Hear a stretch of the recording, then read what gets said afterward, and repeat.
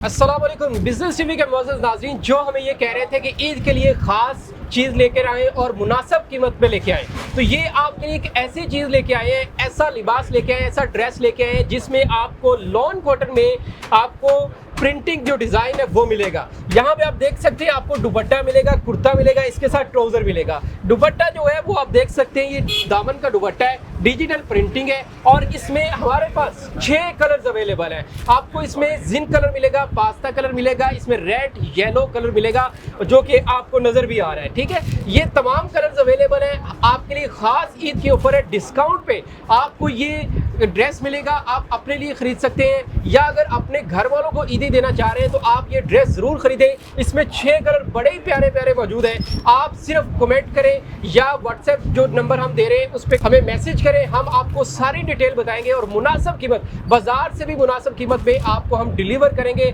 और इसी के साथ आपको डिलीवरी हम आपकी दहलीज तक इस ड्रेस को फ्री में पहुंचाएंगे। सिर्फ मुनासिब कीमत पे ईद तक खास ऑफर है, ईद के बाद की बात नहीं कर रहे, ईद तक आपको एक खास कीमत में ये ड्रेस देंगे। ये हमारे भाई है जो इसकी डिटेल बताएंगे। जी ज़रा इसकी डिटेल बताइएगा, क्या इसमें जो कढ़ाई हुई है कौन सी कढ़ाई है और इसकी कैसा कपड़ा इस्तेमाल हुआ है?